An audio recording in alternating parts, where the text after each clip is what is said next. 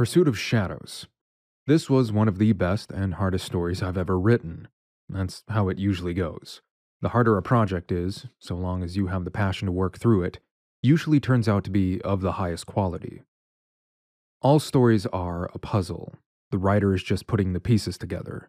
And I didn't realize how complex this puzzle was going to be until about page 5 of 48. This was my first story where I didn't solely focus on the main protagonist. I broke it up, giving side characters time to develop without the protagonist directly being involved in the scene. Now, as many of you will know, I'm a fanboy of Christopher Nolan. My favorite movie is Inception, my second favorite movie is Dark Knight. His work is some of the biggest inspiration in not only my own writing, but how I make videos, the narrations, the visuals, and the music arrangements.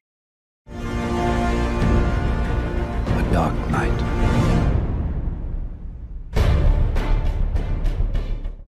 Recommended response. Slow burn exodus.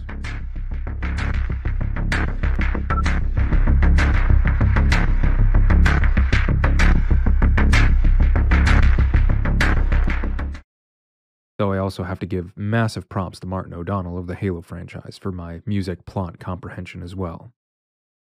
You'll notice that many of my original stories go for a grounded take on things, but mix in the paranormal to spice it up. Casey's Vault, William's Purgatory, Without a Trace, Feast in the Woods, and now Pursuit of Shadows.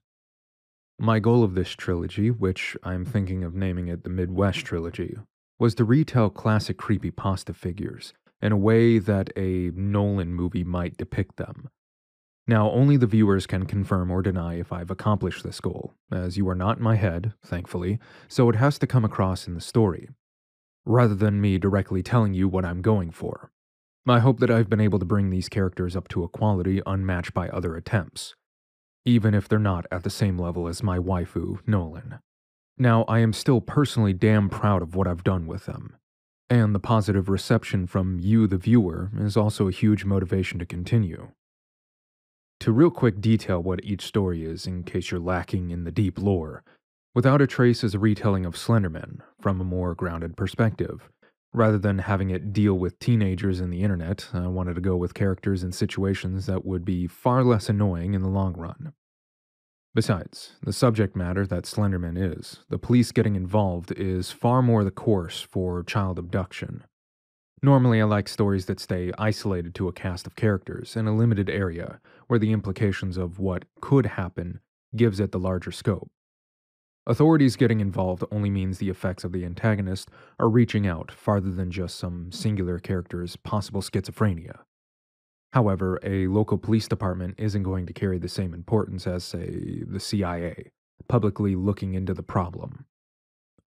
Besides, the setup from Without a Trace and my short-lived Subject Files series accidentally gave me the perfect way to write Pursuit of Shadows. I'll talk about that a bit later. Feast in the Woods is literally only connected to this series from one line in the beginning. Chris, the main character, pays little to no attention to the missing persons case in Colorado, setting Feast in the Woods very soon after the initial disappearance of Preston Casey in Without a Trace. Which, by the way, the last name Casey is a reference to Casey's Vault. I have no idea if I want to connect those stories as well or just keep it as an Easter egg rather than a plot detail. After all, shocking the world full of paranormal phenomenon makes them start to lose their specialty. Who knows? Other than that, Feast in the Woods has no connection to Without a Trace or Pursuit of Shadows. However, what I wanted to accomplish with Feast in the Woods is telling a less cliché, overtold version of Wendigo skinwalker stuff. You see, on 4chan, the X board for paranormal topics, In the Woods stories, or In a Woods, usually tells a story of how a group of friends goes into the woods, weird stuff happens, all sign points towards a skinwalker, and they leave. Literally every skinwalker story plays out the exact same. If you've read one, you've read them all. So I combined Wendigo and Skinwalker together and told a story with a real weight to it, with actual interesting characters rather than OP pretending that he actually goes outside. That was my challenge for Without a Trace and Feast in the Woods. Retell classic, albeit kinda bad internet stories, but with decent characters, intelligent plots, and as much symbolism as I can personally stuff in there. So what was I trying to accomplish with Pursuit of Shadows? Sit back, because it's a lot. So, first, let's get this out of the way. Pursuit of Shadows is inspired by Jeff the Killer. I intentionally didn't want to do a retelling of Jeff's story, but rather, I wanted to challenge myself to keep most of what happened in the original story canon. I did make one or two changes to the events of the original Jeff the Killer incident, but I doubt anyone's going to crucify me for that. I wanted to see if I could make the dumb and cheesy aspects of Jeff the Killer work as a strength to this story, rather than a detriment. That came in the form of using the behaviors of the characters from the original story as evidence for what's going on in Iron Mercy today. Yes, the characters in Jeff the Killer are idiots. They're nonsensical. But that became more reason for Miles to believe what was happening in the town was a type of possession. Something external was making the people in Jeff the Killer act like bad movie characters. One of the biggest messages in the story is logic over emotions. When you allow reasoning to fail, irrationality becomes an issue.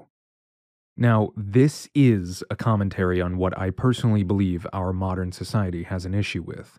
I fully believe things like TikTok and Twitter encourage immediate emotional outrage rather than being able to slow down and look at things through a filter of rationality, a sort of mass dumbing down of the population.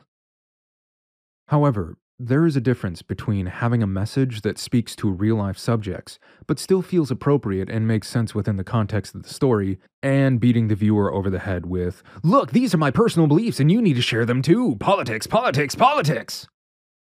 See, unlike modern Hollywood writers, I don't want to preach to you about how my personal beliefs and politics are correct, and then you need to accept them too or else you're the bad guy. I want to tell a good story. And while I want to convey ideas and messages that I personally believe in, I don't want to compromise the quality of a story while doing so. The best example I can give of a subject in a movie that is a jab at a real-life issue, in The Dark Knight, the citywide high-frequency generator system that Bruce sets up at Wayne Tower to spy on the entire city to find the Joker. That was a metaphor for the Patriot Act. And for everyone too young to know what that is, after the Twin Towers fell, the Bush administration gave the NSA a whole lot of power to monitor American communications in an attempt to fight terrorism. Now, while Fox makes a moral judgment on the system, beautiful, unethical, dangerous. You've turned every cell phone in Gotham into a microphone. This is wrong. I've got to find this man, Lucius. At what cost? This is too much power for one person. we're not being beaten over the head about why this is wrong. Fox doesn't go into a 10-minute monologue about the dangers of government overreach, how spying on citizens is a massive violation of privacy, and that Bruce should feel bad for ever building the system. Fox, a character within the story, is telling Bruce his opinion, not the viewer. In the end, the system proves to be a powerful tool in stopping the Joker. Both sides are presented to us, Fox's disapproval of the system, but also how useful it turned out to be. This is how metaphors of real-life issues should be done. Characters within the story hold these opinions, share them with another character enough to give the viewer an idea of what they believe, then move on. It's not their entire personality. Imagine if every scene that the frequency generator was shown and used, Fox kept reminding Bruce about how wrong the system is.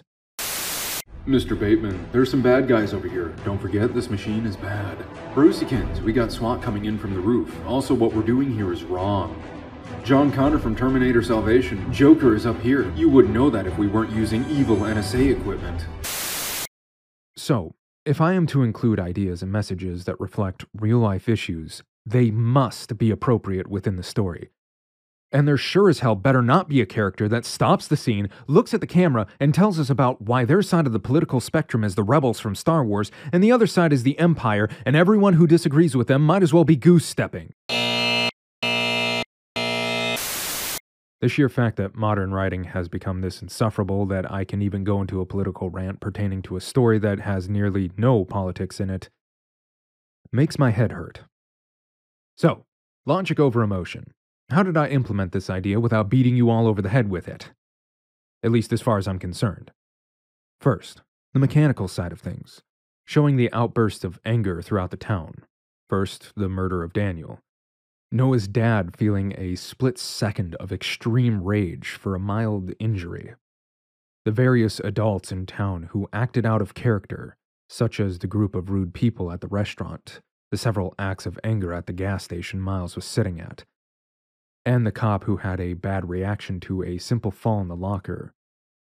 The kids in school who suddenly became more physically violent, as well as at the end when Noah nearly kills the jocks. The adult examples were to set a precedent that whatever was affecting the town wasn't able to control adults nearly as well, but still able to influence them to a degree, whereas teens were far more emotionally compromised, as they were getting physical with each other, easier to control, and even murder others. Of course, Bailey openly theorizes that this is the case. Whatever is affecting the town, it having a stronger influence on teens. Nothing wrong with putting the idea right out in the open for everyone to see. But that's also why I usually frame it with the characters theorizing it, so it's not too blatant. Second, the conceptual side. This took the form of the English teacher imparting his wisdom onto his class. He acted as a sort of mouthpiece for me to convey the ideas I wanted to get across. Of course, I took extra care to make sure it stayed within the context of the story, and didn't become preachy. Characters asked questions, pushed back, which gave the other side a voice within the story as well. Funny enough, the English teacher was added in about 85% of the way into completing the story, so I had to go back, add in those scenes, and make sure they didn't conflict with anything else. However, I only added them so that the story might benefit from a more clear presentation of the symbolism of the story. As far as I'm concerned, there's no point in putting symbolism in a story unless you're going to show it off. Come on now. Fun fact, several aspects of the story have been nearly 10 years in the making without me even meaning to do it. In my early days of creepypasta, I had written a story where a detective by the name of Miles tracks down Jeff the killer and shoots him dead. Now, Elliot Miles is not supposed to be the same detective as the story from eons past, but rather inspired by him when I wrote Without a Trace. What boggles my mind is that I essentially wrote that Jeff the Killer story again, but now with about 10 years of writing experience, bringing it up to a level I never would have imagined in my 18-year-old brain. There is another crazy coincidence about this story that is also 10 years in the making, which I will talk about when I go into scene breakdowns. While in the pre-planning stages of this story, I was thinking of how to make a mind virus or entity capable of possession even be considered plausible by the authorities dealing with the situation. I want to say that once I came up with the idea for Pursuit of Shadows, I had planned to put Miles in it, but I'm not entirely sure. However, when the idea to combine Miles and the agency from the Subject Files series came to me, it was one of those moments that anyone who dabbles in the arts knows, when all the pieces come together, when roadblocks that were making the planning of your project difficult are suddenly removed in one swift motion. I was hit by a train carrying thousands of tons of bricks. I knew this is what I wanted to go with. Not only did I get to bring back a character that I really liked writing in Without a Trace, I also got to inject the idea of an organization that deals in the paranormal, an idea that I actually like a lot, despite my disdain for modern SCP. And when I included the agency, it opened up the ability for me to potentially write more stories within this universe. You might see more classic creepypastas get a new rendition in this series. Future is unknown, and it'll only happen if I can figure out interesting and engaging ways to rework them. Now, what is the agency that Miles works for, and that Bailey was recruited into? If you've seen my short and essentially abandoned Subject Files series, that is the agency, a shadow organization that deals in the paranormal. Its full scope not even known to its field agents or internal workers.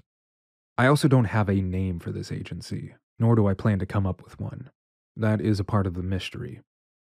Like I said, I actually really like these kinds of concepts, of shadow agencies that deal with paranormal phenomenon, and the general public is relatively unaware of it. However, the long-form stories and the agency's deployment in at least this one so far is my response to what SCP has become. See, I believe that SCP took a wrong turn when it went from the cold, calculated entries of anomalies and started to shove stories into everything. SCP has become the MCU of horror, and it's suffering from all the pitfalls, because everything is some end-of-the-world scenario with fanfiction tier characters interconnected. Every world ender has to be set in a different timeline so that they don't overlap, which lessens the importance of each instance. Given that there is a timeline where this either didn't happen or the Foundation solved the issue, it begs the question as to why we should care about the timeline that experienced when day breaks, when timeline 28,523,874 is doing just fine. Not to mention, all the interconnectedness of all the characters and different anomalies requires you to read 200 different entries in order to understand entry number 72,000. The agency is my answer to this. Rather than beginning with sterile anomaly entries, which I'm just fine with, then shifting over to Marvel wannabe fanfiction, this universe setup in the Midwest trilogy is focused on storytelling from the start. I could be making entries of these strange events or anomalies, then leaving the implications of them up to the viewers, then ruining that by making stories for them that I have to insert characters like Miles, Bailey, or whoever else, then make them all interact with each other and clutter up the story. Instead, we start with long-form stories in the first place, get the viewers emotionally invested in the characters and what's happening, then reveal that they're happening in the same universe, though avoiding massive cross-contamination of different characters in each other's stories is somewhat paramount. As I've said in my review for Feast in the Woods, I try to avoid the namesake of the main antagonist so the story can stand on its own. This also stands for plots that involve previously established protagonists. A good story should be able to stand on its own without Iron Man, I mean Dr. Bright, damn it, I mean Elliot Miles, or Connor Bailey in the future. They can be in the story, but should serve to enrich the main focus of the plot, rather than become the focus of it. Now, I've said before that there are no rules to works of art, rather guidelines that should be respected, but can be broken if it serves to make the art better. This story is a break of my own guideline to not use the antagonist's namesake, using the name of Jeff the Killer, or at least his in-universe real name. Given that it isn't directly Jeff that is still killing people, I felt this wouldn't be as insufferable. Jeff is used to further the mystery rather than explain it. I hope that this wasn't too off-putting for listeners when you first heard it. Let's go over some scenes and how they evolved over the course of making this story. The first murder scene. That's the art of starting off the story strong, establishing the danger of what the characters are facing. Plus, starting off a story is one of the hardest parts of writing.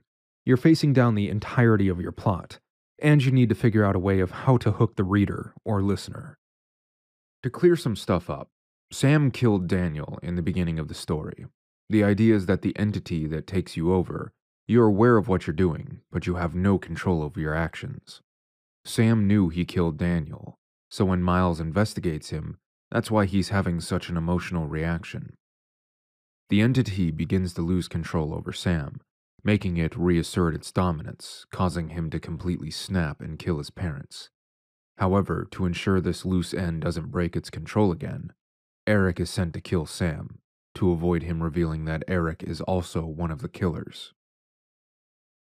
Originally, I was going to have like 4 or 5 killers, males and females. When they initially assume the killer is male, they apprehend a female, throwing them off. However, that idea quickly left when I realized I didn't feel like writing that many characters. Most of the in-town scenes are generic. Imagine any decently sized Midwestern town, and that's Iron Mercy. In fact, at first the town was going to go unnamed, but as the writing took on more complexity, I decided that the town needed a name. Of course, the name Iron Mercy was made to be somewhat generic as well, but have just enough standout to stick with you. All the English teacher Mr. Jackson scenes were added after I was like 80 to 95% done with the story. So I had to make sure they didn't interfere with any previously established scenes and, on top of that, could add to the story. I would tell you all to never do what I did, adding a semi-important addition to a story that requires you to go back and inject it into previously established scenes, but art is a series of guidelines, not rules. I can't tell you what to do. The scene where Miles investigates the police reports and hospital records of Iron Mercy was added likewise some ways into the completion of the story. This scene was to establish more that whatever agency Miles worked for employed some interesting technology. As well as this, set up Miles's discovery that he would share with Bailey later on. A small portion of this discovery of the second killing was cut out for the sake of using visuals. Originally, me and Jet had come up with a scene where Miles is investigating the house, and his flashlight passes by a window in the house. It's described that a glowing set of eyes and smiling mouth could be seen as if it was a reflection in the window, but was actually the face of the entity. However, this didn't translate to the written word very well once I had done the scene. Rather, I opted to put it in the visuals. But given that I know people like to put my videos on in the background, I made sure to go back into the story and add the description of victims' eyelids having been cut off, resulting in beady eyes, as well as the crescent cuts on the cheek, and the main killers having mutilated their faces. This way, when Eric is drawing the faces on the notepad, I can still have that creepy factor if you didn't catch the window visuals I added in.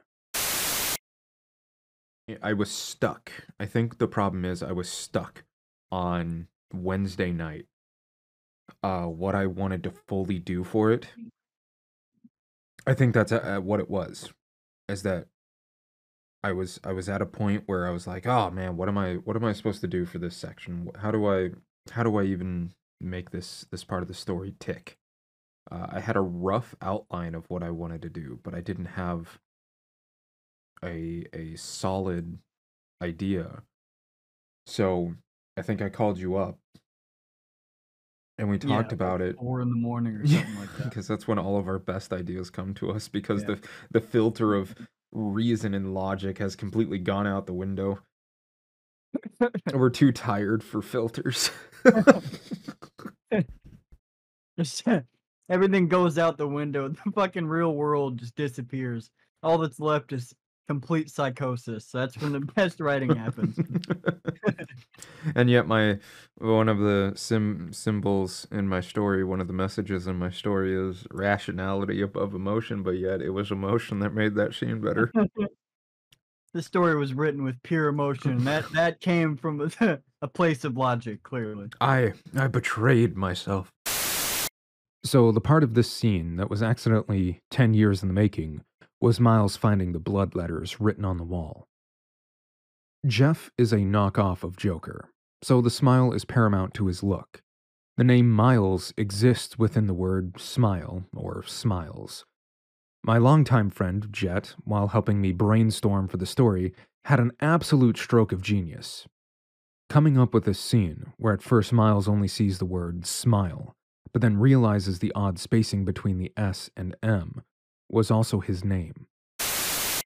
So we were doing a lot with like the smile, and then you had the idea to make it like a crescent, so it's not obvious. The detectives don't recognize it as a smile; they see it as a crescent moon. Yeah.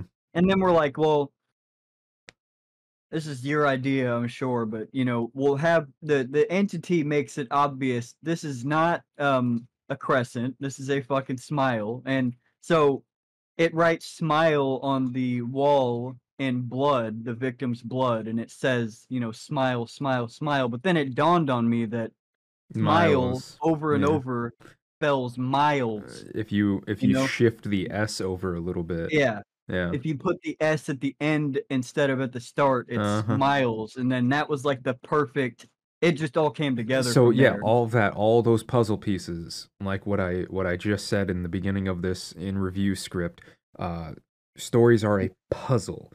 And that right there put so many puzzle pieces in place to how I could go forward with the story. And it was all an accident, too. It was all on accident. It just happened that way.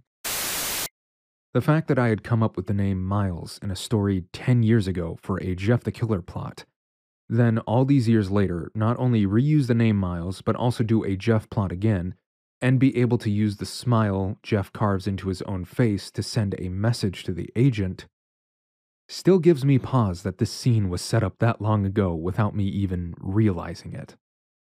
It's moments like these that let you know you're on the right track when creating something. The blood letters on the wall was also done to show that the entity is intelligent. It's aware of what's going on, of who's chasing it. The basement scene between Miles and Bailey was done to progress Bailey's character to the point where he was more accepting of the potentially paranormal aspects of the case. Of course, this required some heightened emotions, which Jet was able to provide.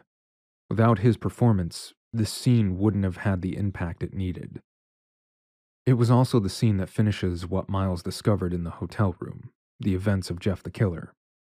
Originally, during the security footage scene, I had the camera at an angle that it would only see the front of the cars passing by. But then it occurred to me to look up if Illinois required front and back license plates, which it did, so an inconvenient bush was added. That way it forced Miles to use the reflection on a window, allowing him to use some advanced tech. Bailey cutting himself off was him realizing what he was seeing. He was recognizing that the tech being used was probably some form of AI prediction software, and how accurate it was proved to him that there was a level of tech that far exceeded what even the police had access to. By the way, this isn't even science fiction, make no mistake, the Pentagon, CIA, NSA have this level of tech. But for the sake of the story, it's advanced. The woods and party scene went through some mild changes. Originally, Noah was going to take some shots at Eric, the gunshots alerting Miles and Bailey to the bonfire. However, I realized a few things. One, the spent casings in the gun would tell Noah's dad that he had used the gun for some purpose, ending him up in some serious hot water. Two, if Noah had struck Eric, any significant wounding, enough to stop him in his tracks, would potentially be fatal, making the hospital scene incapable of happening. 357 Magnum isn't exactly a weak round. Sure, he could have shot Eric in the legs, but I decided I wanted Miles to have a moment of redemption for himself, seeing his failure to save Preston from the Slenderman. Plus, Noah's a teen, with no experience in a life-or-death situation like that. He's not going to be a crack shot, so it makes perfect sense that he flees rather than stays and fights. I thought about having it where he did shoot Eric while he was attacking one of the jocks, giving them some appreciation towards him, but that just wasn't necessary. It worked better having Noah come to a maturing point, based on the words of Mr. Jackson, realizing that the behavior of the jocks is just high school nonsense, and he won't be putting up with them anymore since he is finishing school. Yes, the police parking lot scene was intended to be a bit cheesy. For those of you who know my works well enough and spotted the reference, good work.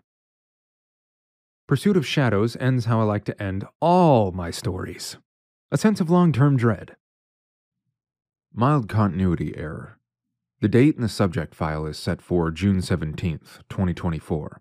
However, technically, Pursuit of Shadows is supposed to take place 6 years after Without a Trace, which never actually states what year it takes place in. There are two ways of looking at this. A, the reality of the situation. I messed up the dates and Pursuit of Shadows actually takes place in 2027. Wow. A 3-year difference. Such a massive deal. Or B, Without a Trace takes place in 2018. Wow. 3 years before the story came out. Such a huge deal. After I finished writing the story, I had to go back in to add all the extra mentions of clouds for a few reasons. One, I do, in fact, like clouds and photography of them, and my favorite formation is cumulonimbus, so it was a bit of self-inserting. Two, the clouds were a small way of identifying what was happening in the story. Cirrus clouds, the wispy and strand-like ones, symbolize a frayed mind, that things aren't good. Cumulonimbus symbolizes everything is fine, because they're my favorite clouds. Cry about it. 3. Characters that recognize the clouds are tuned into things at a deeper level. Miles, Mr. Jackson, and eventually Bailey. Overall, Pursuit of Shadows has been the largest, most intricate story I've ever written. It was fun, it was hard, it was a pain in the ass, and it was an exercise in every single thing I've learned as a writer. And because of that, I'm taking a break. Next year's Halloween story will be on Jet's creepypasta channel, Frenetic Folklore. I will be helping with it, and possibly providing some voices for it. I'll be back in 2026 for another Tenbond original. No, actually, I don't think they ever connected that the crescent mark on, like, the cheek is a reference to the smile. Even the ghost spells it out for them on the fucking wall in blood. I forgot. It's clear I as day. They forgot. still don't fucking get it. I forgot to put that in. Damn it. I think Well, people can excuse me. 48 pages, a 2.5 hour long 48 story. pages, and the amount of absolute the amount of pure stress that you had about this story. No, the nice thing is the fact that they don't connect those two dots together does not ruin the whole story. It's just a little bit of a logical inconsistency. It doesn't ruin the story. So that's the nice part, is in my forgetfulness, I did not ruin my own story. I really put some deep symbolism I didn't even realize was in there.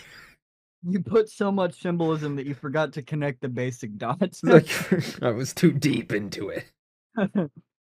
Yeah, you're looking too close and failing to see the bigger picture. Pretty much. I put so much deep symbolism in there, even it was a mystery even to me.